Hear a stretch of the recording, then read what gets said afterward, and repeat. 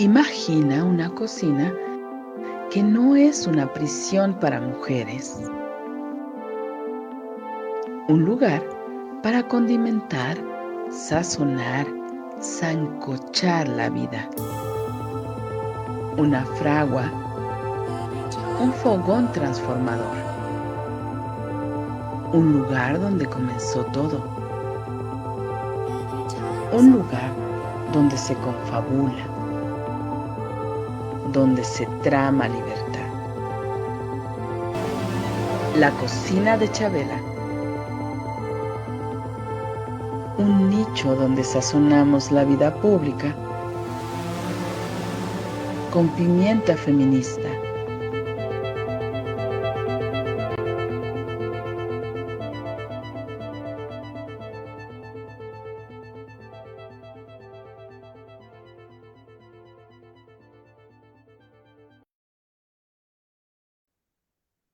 Hola, ¿qué tal? Muy buenas tardes. Les saluda Maru Chávez este martes 10 de septiembre de 2024.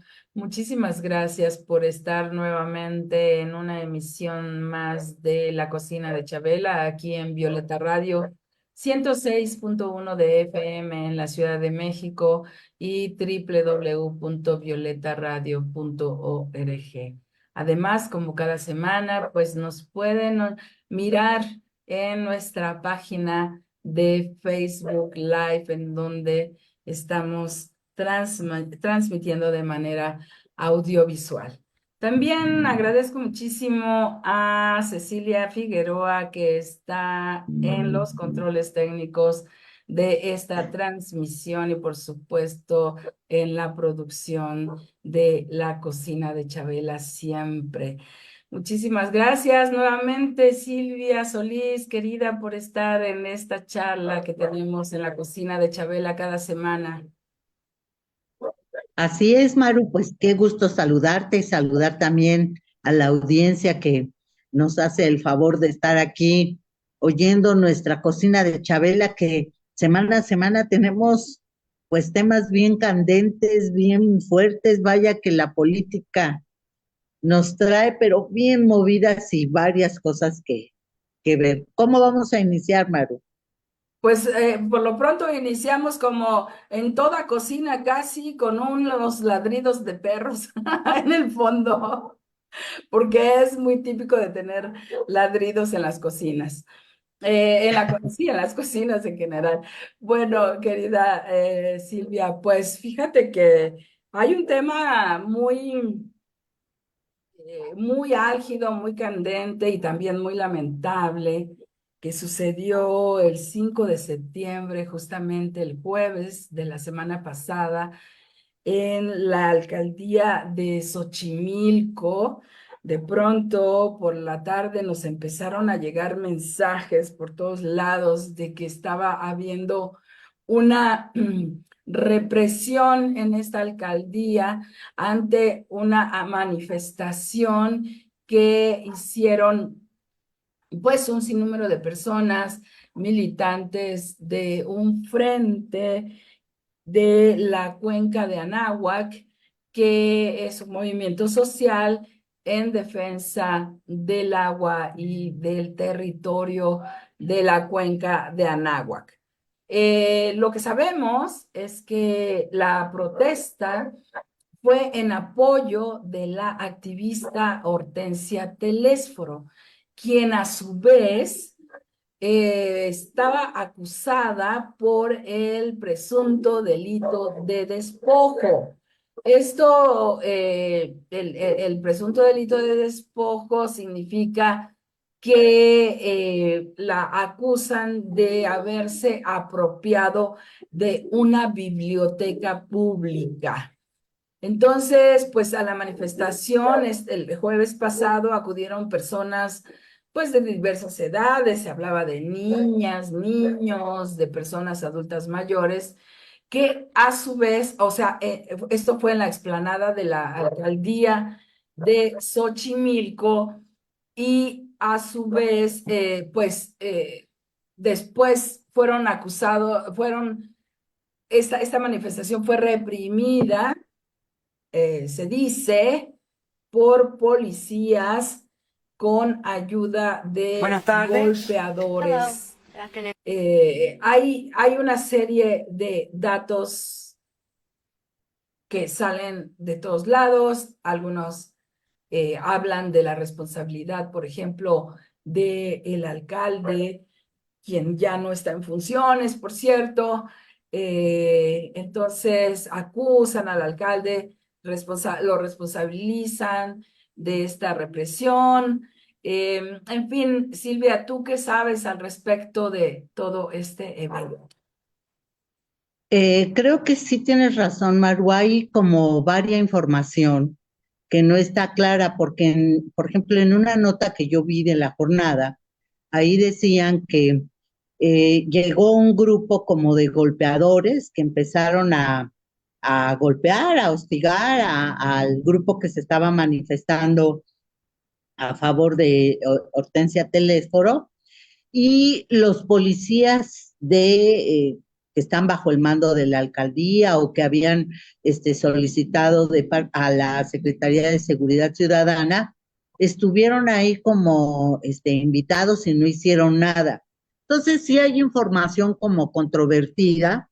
A mí me parece que pues el posicionamiento que dio a conocer el jefe de gobierno en la mañanera cuando asistió con el presidente Andrés Manuel López Obrador, culminaba que hubiera un diálogo, una negociación y que no hubiera una judicialización del caso, que se tratara de resolver, pero pues es obvio que hay grupos políticos que tienen diversos intereses y que se van enfrentando, y que, bueno, la noticia en general era de que Hortensia Telésforo había defendido que hubiera una biblioteca ahí, que la comunidad se había manifestado porque ese fuera el sentido que se le diera, una biblioteca y también una casa de cultura y demás, y que parecía ser que el gobierno de la alcaldía quería hacer otro tipo de actividades, es decir, que no estaban de acuerdo y había manifestación. Y bueno, de entrada, pues no se podría eh, echar la culpa a José Carlos Acosta, que era el antiguo, digamos, el delegado, el alcalde que estaba ahí, porque para decir eso, pues hay que tener pruebas, porque acusar a las personas sin pruebas, pues parece tremendo. Efectivamente hay que buscar, yo sí coincido con el posicionamiento del actual jefe de gobierno, Martí Batres, de que se busque la negociación, el diálogo, resolver los conflictos sin fuerza, sin la violencia, que es pues lo que deberíamos de estar haciendo siempre. Pero hay que también recordar cómo ha habido, casi podríamos decir como de manera tradicional en Xochimilco, diferentes manifestaciones que no han sido, vamos a decir, totalmente pacíficas, que ha habido componentes de cierta violencia, ¿no? Que me parece muy, muy malo. Yo aquí también me he manifestado sobre, por ejemplo, las manifestaciones feministas, que se rompa el mobiliario, que haya, que vayan activistas con picos, con cosas para incendiar, con bombas Molotov, bueno, peligrosísimas. De hecho, ha habido pues personas que ahora sí que sin deberla ni temerla han sufrido, desde que te tienes que cambiar de rumbo, que ya no puedes utilizar el pasaje, el servicio de transporte que estabas utilizando, diferentes cosas que se suceden cuando hay manifestaciones violentas. Yo creo que parte de lo que deberíamos de estar como promoviendo todo el tiempo es pues cómo nos ponemos de acuerdo para tener pues desde luego una convivencia mucho más civilizada, sin que eso quiera decir que pues declino en mis derechos, ¿no? Sí, Silvia, una de las cosas que me parece importante mencionar también es que la alcaldía de Xochimilco publicó también un comunicado en donde indicó que el grupo de manifestantes agredió a funcionarios de la alcaldía. Dice, este grupo agredió directamente a funcionarios del gobierno de esta alcaldía, lesionando al director general de Asuntos Jurídicos y de Gobierno, Francisco Pastrana Basurto, a quien le propinaron múltiples golpes en el cuerpo y en la cabeza, generándole sangrado abundante que ameritó su traslado de urgencia al hospital para su atención médica. Yo quiero mencionar, Silvia, que hay unas series de acciones que les llaman acción violenta o acción activa, que son práctica de los movimientos sociales y que se aducen como una, mm, con una legitimidad de actuar esperando que la actualidad, que la autoridad no tome también medidas. A mí me parece que la autoridad siempre va a buscar contrarrestar estas acciones directas, como se llamen, o violentas, que neutralicen el evento, pues la autoridad siempre va a buscar. Ahora bien, la diferencia entre, entre neutralizar y contraatacar me parece que es grande y que justamente no es el camino por el que se tiene que seguir, ¿verdad? Pero lo que sí creo es que lo que dijo el jefe de gobierno es vamos a identificar, vamos a investigar qué fue lo que realmente pasó. Es decir, pues, digamos, quién inició. Eh, una no puede ir a una acción directa, creo yo, sin pensar que va a encontrar una resistencia por parte de la autoridad. Eso por un lado. Por el otro lado, creo que asistir a una acción directa con niñas y niños es irresponsable, por decirlo menos. Cuando sabes que va a haber una acción directa, pues. Y, Claro. y claro, también, pues con personas adultas mayores. Entonces, me parece una situación compleja porque si bien la protesta es completamente legítima, la, la exigencia, por ejemplo, de que te consulten para llevar a cabo tal o cual obra, creo que es completamente legítimo. Y la no represión también es, o sea, exigir la no represión es completamente legítimo, pero también me parece que hay que ubicar eh, quién inicia estas acciones directas, estas acciones violentas, eso por un lado, y por el otro lado me parece también que hay que ubicar quiénes son las personas responsables de estos golpes, si es que, o sea, de que hubo golpes definitivamente, pero quiénes y detrás de esos quiénes, ¿quién dio la orden?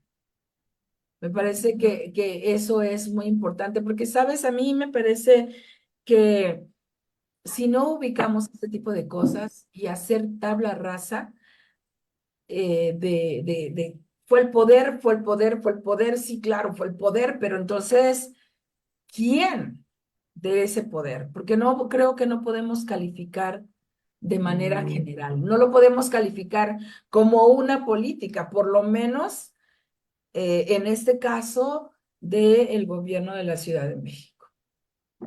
Claro, Maru, y además pensar que hay diferentes poderes, o sea, los poderes fácticos también existen en la ciudad, o sea, no solo existen, quiero decir, poderes fácticos políticos que tienen intereses en, en descarrilar o en hacer algún tipo de señalamientos o de negociaciones y demás que sí se están dando. Y es grave utilizar a las personas para asistir a manifestaciones que de antemano se puede vislumbrar que sean pues violentas, que si van personas de la tercera edad, la niñez que asista y demás, pues es grave que se le ponga en una especie como de carne de cañón, como gente que utilizan para después decir, miren cómo nos están reprimiendo y tal,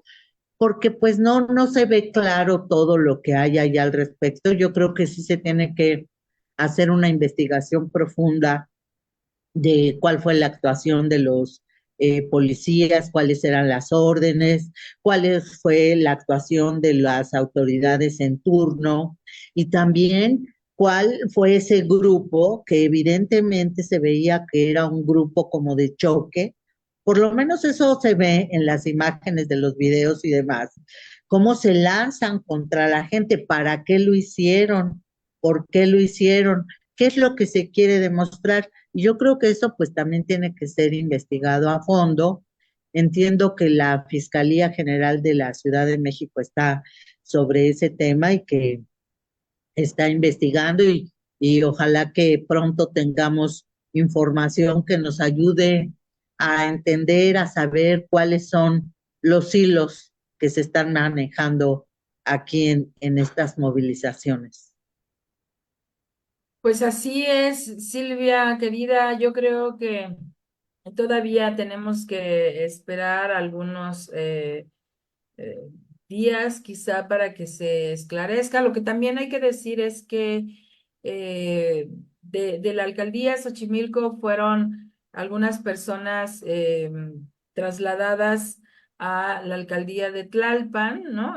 Otro tema que eh, reclamaban mucho las personas del Frente de los Pueblos o Defensores de Anáhuac, de las cuencas de Anáhuac, eh, que por qué se había trasladado a Tlalpan. Eso sí creo que son preguntas que se le tienen que hacer al fiscal de la Ciudad de México, Ulises Lara, y también me parece que pues todavía falta que se determine la responsabilidad de los policías que fueron los que atacaron, porque también es cierto que muchas veces actúan impulsivamente sin que tengan una orden expresa de pues, atacar a, a los manifestantes, pero hay que determinar si sí atacaron, si no atacaron, si quién atacó primero, si quiénes fueron esos grupos de choque. O sea, se está hablando, por ejemplo, de que de que los grupos de choque están pues completamente entrelazados, ¿no? Aliados, o que la misma alcaldía es la que los pone ahí a estos grupos de choque. La verdad es que no lo sabemos aún. Eh, Esperaremos a que haya una explicación expresa. Mientras tanto, las personas, insisto, que fueron trasladadas a Tlalpan, a la alcaldía de Tlalpan, pues fueron liberadas algunas horas después. Sí, también quizás tomar en cuenta que es un poco, digamos, raro, extraño, que haya habido una movilización, cuando es obvio que hay un gobierno que ahorita va de transición. El gobierno que está ahorita tiene que entregar en 20 días el gobierno, están más en esa lógica. Entonces, pues el dato es por lo menos extraño, hay que revisarlo y pues sí, como tú dices, esperar a ver en qué culminan las investigaciones que ojalá que sean prontas. Pues mientras tanto, esperemos que sí, las investigaciones se, se realicen, pero que también no se repitan, ojalá, este tipo de eventos en contra de nadie, pues, ¿no? Y yo entiendo que es una política expresa del jefe de gobierno, Martí Batres, que dijo pues no, mi postura personal es que los movimientos sociales no se reprimen, ¿no? Y Así es, eso tiene que ser una línea de gobierno de este y del que viene y de todos, pues siempre lo hemos exigido siempre así. Entonces, ojalá y esto se logre esclarecer muy así eh, es. pacientemente. Pues bueno, Silvia, nuestro siguiente tema, ¿cuál es? Sigue siendo la reforma. Estas Pues reformas. es inevitable que sigamos abordando sobre la reforma judicial, porque semana a semana se van eh, apareciendo nuevos elementos. Creo que lo que sucedió la semana pasada, tanto en la Cámara de Diputados como en las comisiones de puntos constitucionales y de estudios legislativos del Senado, más las manifestaciones que se dieron, tanto marchas como ahí cerca del Senado, eh, en pro y en contra, a mí me parece muy notable cómo pues por lo menos en la televisión corporativa, abierta, bueno, pasaron las marchas de este, quienes están en contra de la reforma judicial, que decían que eran jóvenes, que había muchos, y sí se dieron varias manifestaciones incluso en las ciudades, en más ciudades, pero también se ocultó, yo digo deliberadamente, las marchas multitudinarias de también estudiantes que salieron que están en pro de la reforma judicial tal y como se ha planteado. Y es algo que no entiendo por qué la oposición, tanto del PRI, del PAN, de Movimiento Ciudadano, porque pues ya el PRD no existe, ya pasó. Por eso Ya también no hay es como, PRIAN RD, ya nada más no, es ya no, PRIAN. solo es PRIAN y MC, ¿no? Que es que aparte, pero pues sí es muy significativo que haya tratado de querer ocultar esas otras manifestaciones. Por cierto que hubo un performance que la verdad me gustó mucho porque lo vi sencillo, pero muy creativo y ilustrativo, tipo de algunas de las cosas que nosotros también hacíamos o que hemos hecho, porque aparecieron los estudiantes con la cara de los 11 ministros, con un letrero diciendo cuánto era lo que ganaban al año, 9,507,000 pesos, más citando en voz aparentemente de cada uno de los ministros algunas otras canonjías que tienen más. O sea, si esos fueran contratados por una superempresa, así de las más ricas y poderosas, pues ya los hubieran corrido, porque no hay empresa que pueda resistir esos sueldos tan infames, pero además con tan poca productividad o con la productividad totalmente alineada a los intereses comerciales principalmente, pero intereses comerciales que están en contra del erario público, o sea, de las finanzas de que nosotros ponemos pagando nuestros impuestos o con nuestras contribuciones, robándose el dinero, porque no solo son amparos y demás que le hicieron al gobierno de Andrés Manuel López Obrador desde el inicio, sino desde antes, siempre estuvieron funcionando a favor de los intereses, pues, de la élite adinerada del país y también de los extranjeros, porque bien que se servían con la cuchara grande muchísimas empresas españolas, totalmente apoyadas por los diversos gobiernos y desde luego de Estados Unidos, porque también pues hay que ver cómo Estados Unidos está tratando de meter su cuchara, entonces uno se dice, ay, pues cuántos intereses mueve la reforma judicial, que ahora sí se mete también Estados Unidos y también Canadá.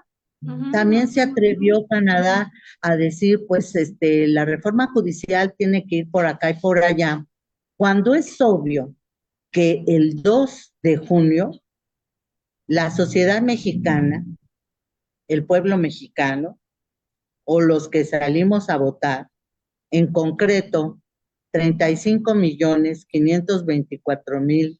35.524.917, casi 36 millones, decidimos otorgarle a Morena y a sus aliados la mayoría necesaria para que hubiera cambios en la Constitución.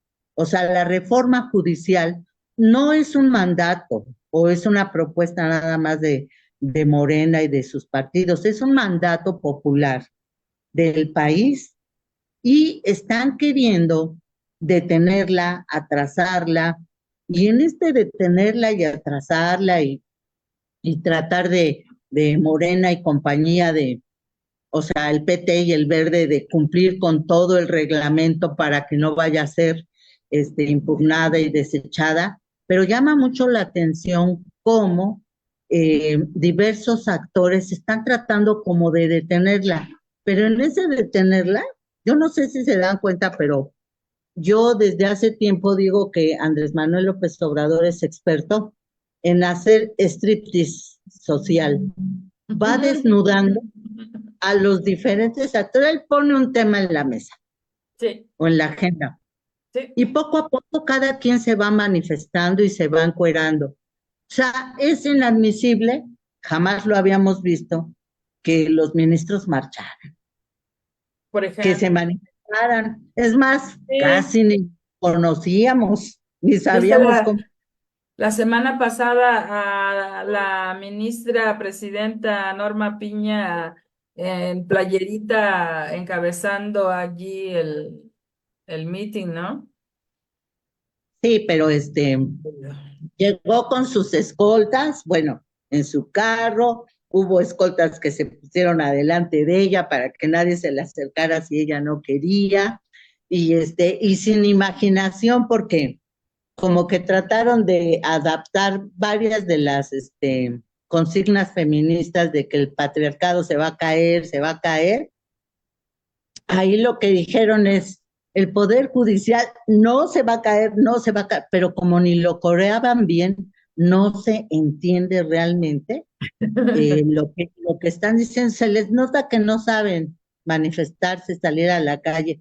Y luego otra cosa un poco ridícula, o sea, cuando tú te vas a manifestar, pues te vas al lugar donde te la están haciendo, a donde quieres ir Exacto, no fuera de tu casa. exacto, ¿No? ¿no? Sí, no, O sea, no saben. Ni siquiera se pudieron trasladar al Poder Legislativo, que es ahí en donde está la discusión en este momento, aunque ya sabemos que es una iniciativa enviada por el presidente, pero eh, pues es ahí donde está el asunto. Ni siquiera eso pudieron hacer. así es, entonces, pues yo creo que eso lo vamos a tener que seguir conversando, comentando, porque pues todavía no se resuelve nada con firmeza, falta, es un proceso que le falta todavía, quizás a lo mejor ahora o mañana,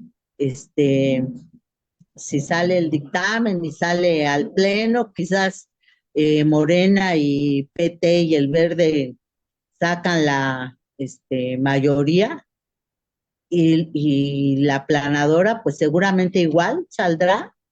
85, 86 senadores es lo que se están peleando, buscando que los 43 que tienen no vayan a faltar, los obligaron a firmar una carta, que no, casi casi que no se pueden enfermar, no puede pasar nada, porque pues sabemos que hay diferentes artilugios de los legisladores para evitar o no una votación, Oye, y hablando pero de eso, también, justamente la ministra Sánchez Cordero anunció la semana pasada que estaba hospitalizada, ¿no?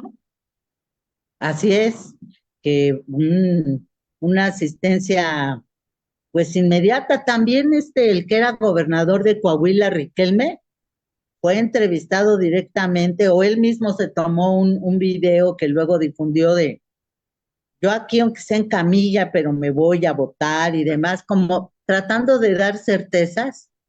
Y yo digo, bueno, ¿para qué quieres dar certezas? Es porque nadie les creemos. Y yo pienso que habrá algunos legisladores, ya sea del PRI o del PAN, o quizás de Movimiento Ciudadano, que se van a dar cuenta que pues su carrera política está a punto de tronar, porque ¿qué va a suceder cuando la gente vea que volvieron a votar en contra de una reforma que la gente quiere?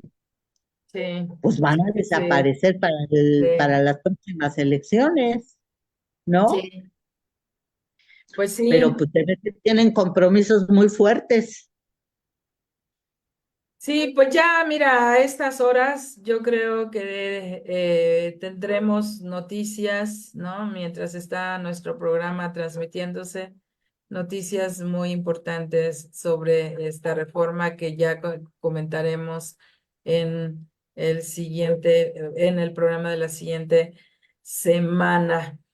Y también quería que comentáramos otra de las reformas que va a ser discutida esta semana, eh, que es la de la reforma indígena, que en el listado que mandó el presidente en febrero era la número 1, ¿no? Que tenía que ver con los derechos, la ampliación de derechos de los pueblos indígenas en su modificación al artículo segundo, que pues tiene unos añadidos, me parece muy importante.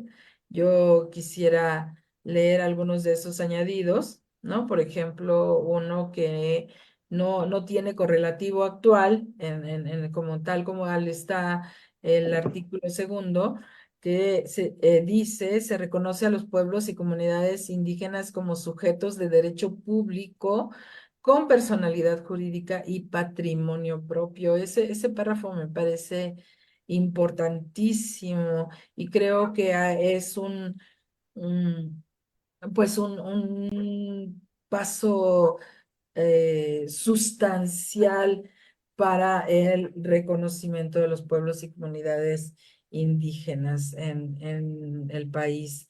Es dar ah, pues como un nivel de pueblos que tienen su propia personalidad jurídica y su propio patrimonio. Y en ese sentido está más apegado pues a todo este tema de de la consulta pública, por ejemplo.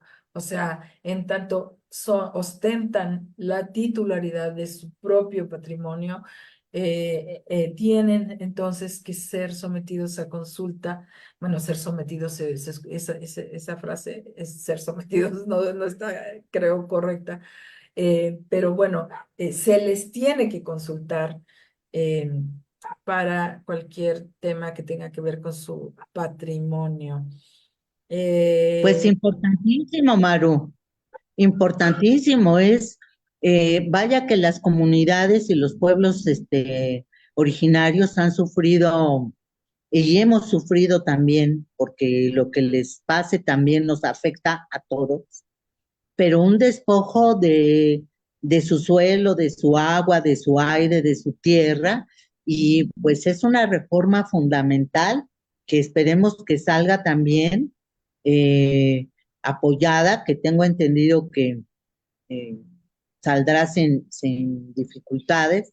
Esperamos que así sea y que los pueblos pues, ya puedan contar con esa protección para que no llegue ninguna empresa sin siquiera consultarles qué es lo que van a hacer o cómo lo van a hacer y que sea por aprobación o no de la comunidad que se hagan o no tales proyectos. Es pues ser dueño de tu casa, de tu piso.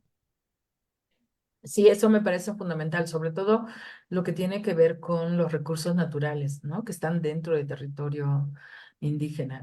A mí me parece que eso, pues, es fundamental y que acota hasta dónde la federación puede intervenir en esos territorios que pues, son riqueza que tienen los pueblos originarios, definitivamente. Claro. ¿Y qué Hay, perspectiva le ves, Maru? ¿eh? ¿Qué perspectiva le ves? ¿Tú crees que sí va a salir?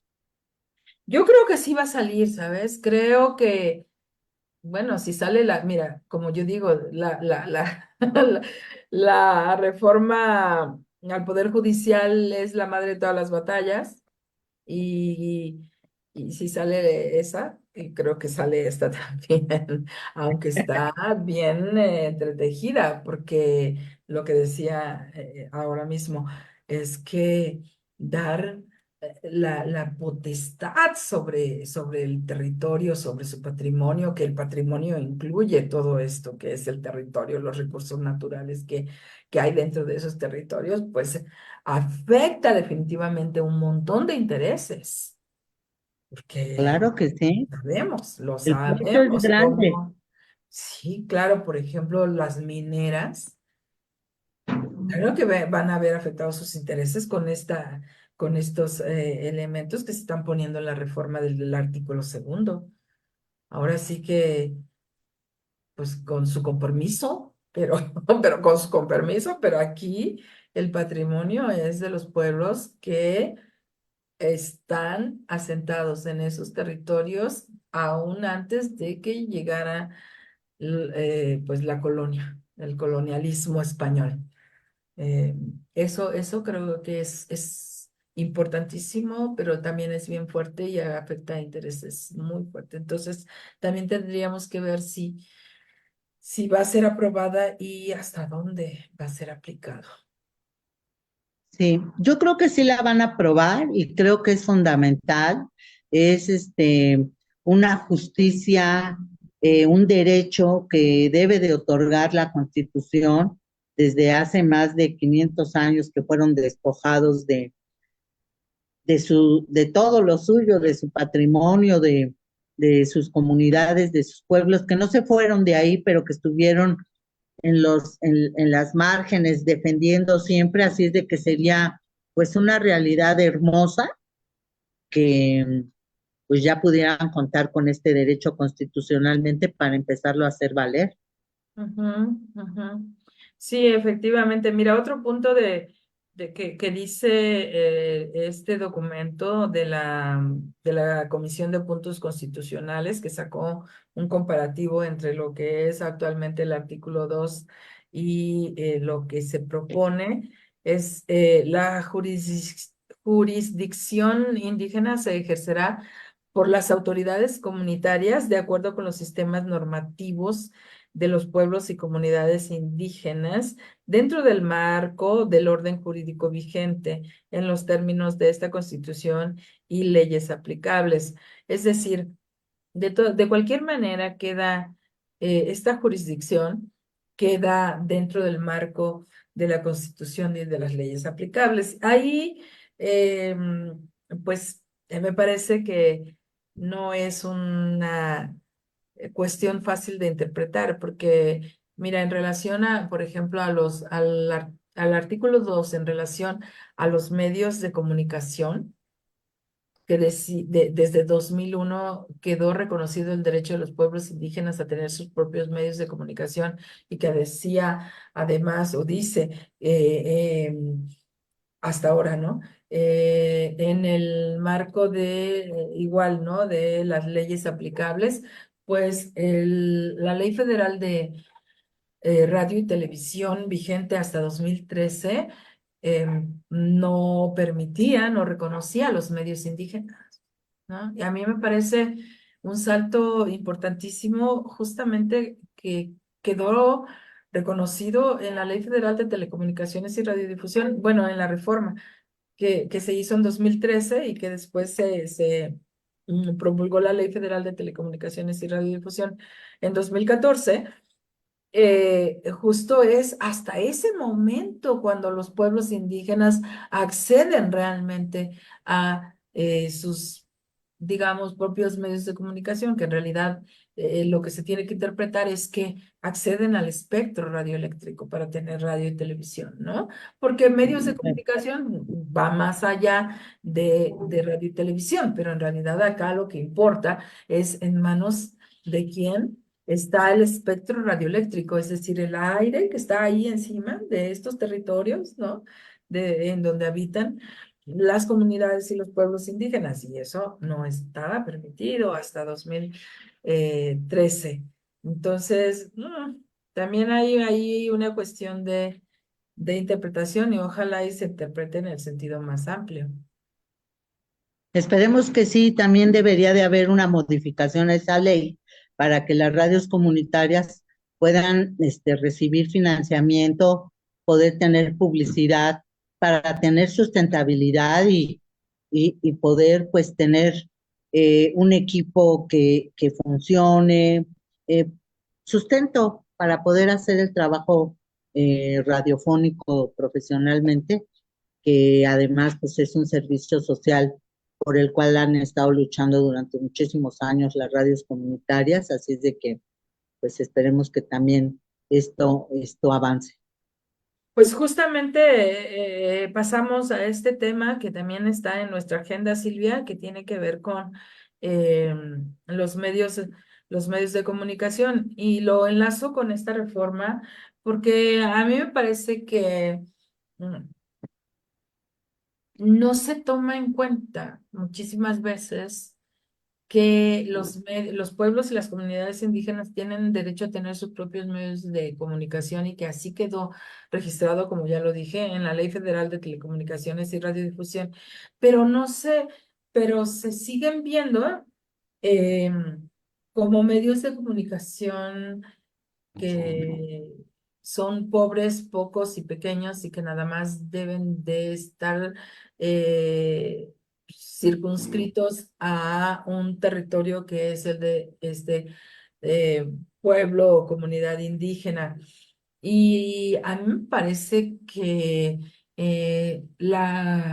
o sea, los pueblos y las comunidades indígenas tienen un territorio determinado, pero también habitan otros espacios de la ciudad, del país, por ejemplo, en ciudades. O sea, la Ciudad de México es un territorio en donde se concentran o sea, se concentra el mayor número de personas indígenas del país que representan al universo de pueblos indígenas del país.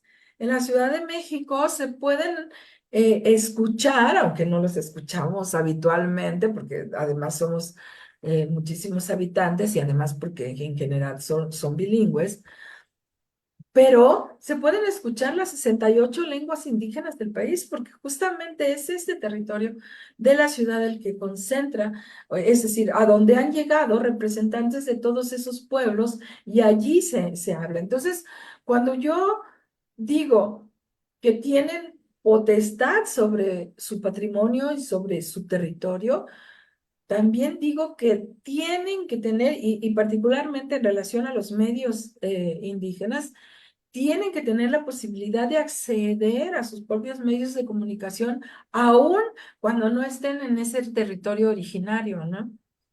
Como Claro, la Ciudad de México.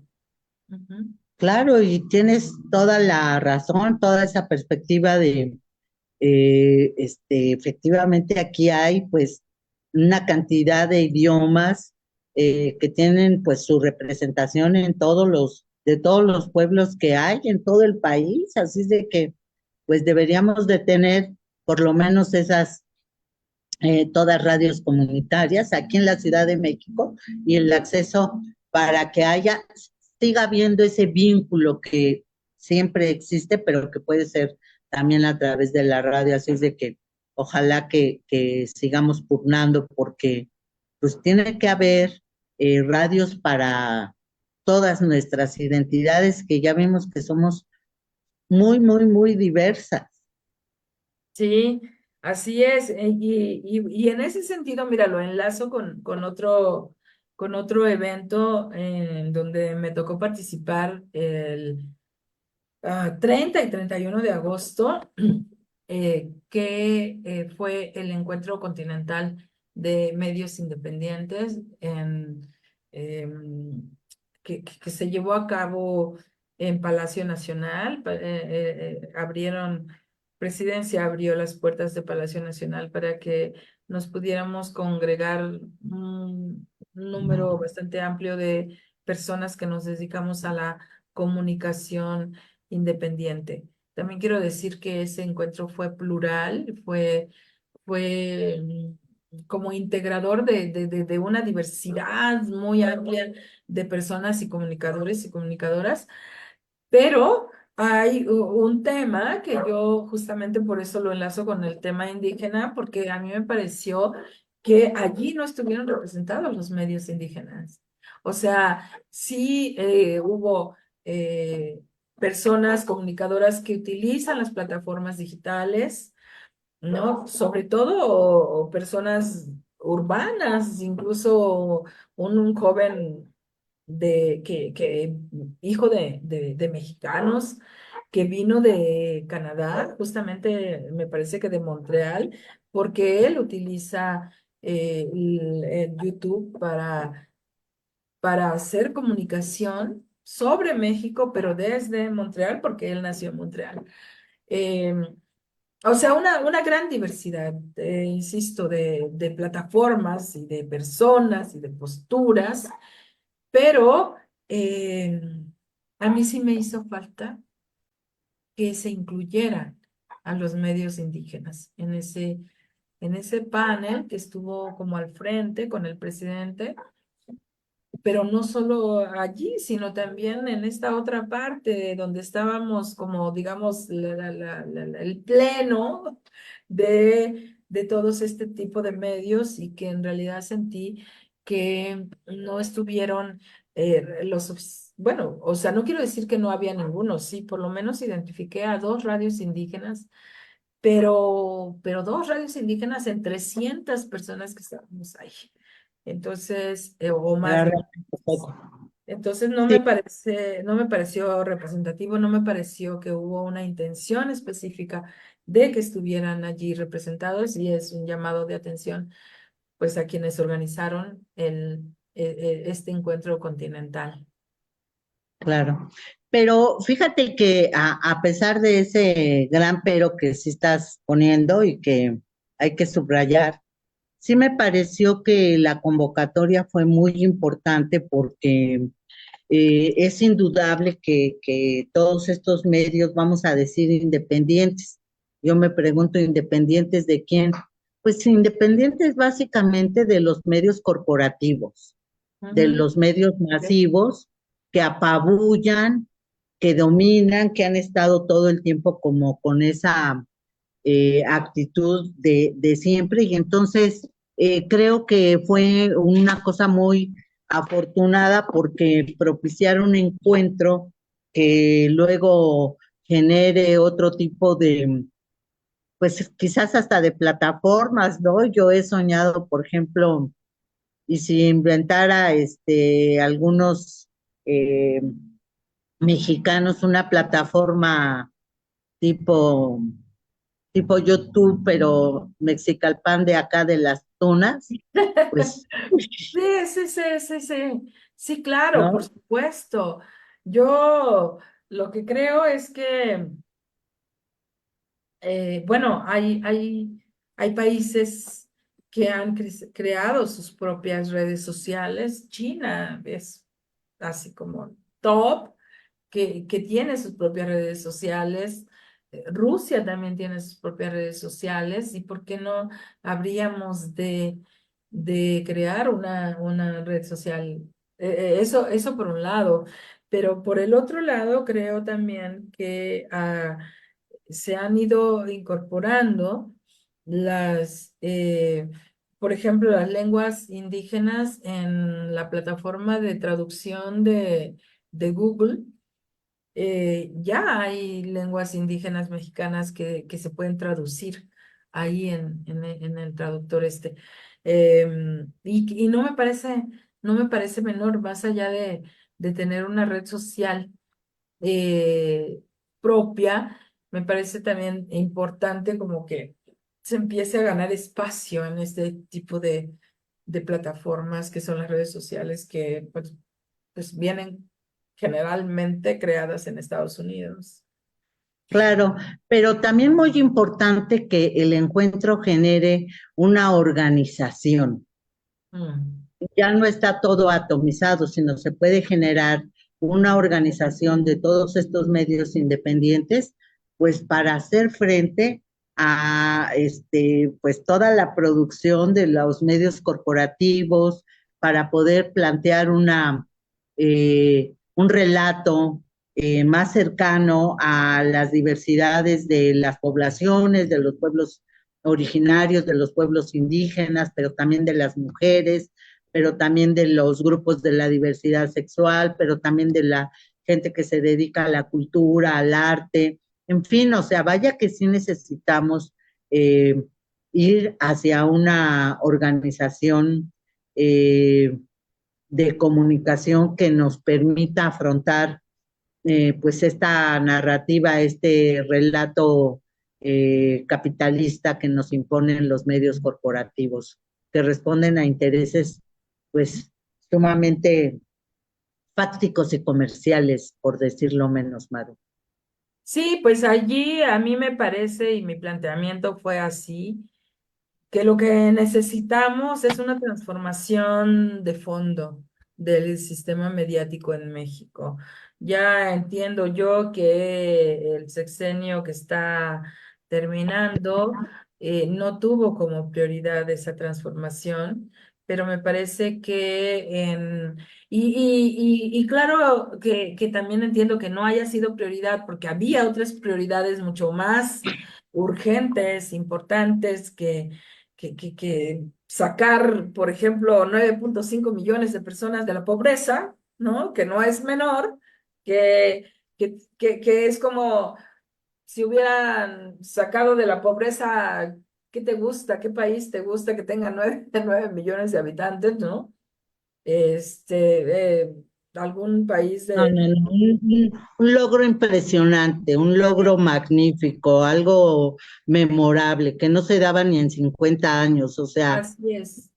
Así es, o sea, está buenísimo. el nivel de pobreza en México aumentaba y aumentaba y aumentaba, los millones de personas en pobreza. Es la primera vez en 50, 60, no sé cuántas décadas, 50 años, dice el 50 INEGI. años, que se revierte esa tendencia y que además se saca 9,5 millones de personas de la pobreza. Eso es un logro innegable. Entonces, pero volviendo al tema de los medios, decía yo, no era prioridad la transformación del sistema de medios, era prioridad sacar de la pobreza a millones de personas, pero creo que ahora tendría que ser una de las tareas de la presidenta doctora Claudia Sheinbaum Pardo, poner también un poco de atención en cómo los medios de comunicación construyen también, son uno de los poderes fácticos que construyen todo un sistema, que han construido el sistema neoliberal en México, pero de manera increíble, y por tanto que ese sistema se tiene que transformar. Así es, Maru, y seguramente la doctora, que es una persona muy brillante e inteligente, lo va a tomar en cuenta y va a propiciar, porque ella sabe que pues, ese tema está pendiente todavía. Pues bien, Silvia querida, llegamos al final de nuestra cocina de Chabela este martes 10 de septiembre. Pues sí, ni modo, Maru, se nos agotó, pero esperamos todo lo que viene, que seguramente el próximo martes estaremos hablando de la reforma judicial aprobada. Vamos a poner chonguitos para que así sea. Así es, seguramente. Pues nos despedimos. Maru Chávez, Silvia Solís y detrás de cámara Cecilia Figueroa, a quien agradecemos que esté con nosotras también cada martes. Ya saben, la cocina de Chabela en Violeta Radio 106.1 de FM. Hasta la próxima. Hasta la próxima.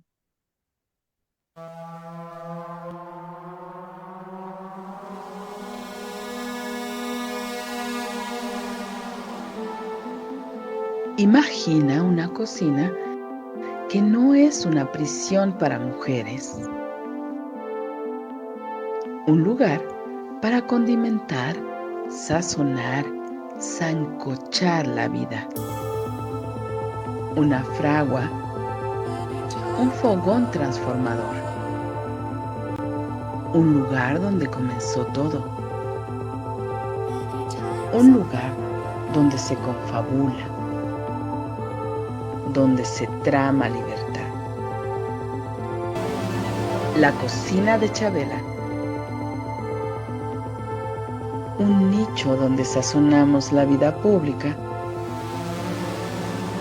con pimienta feminista.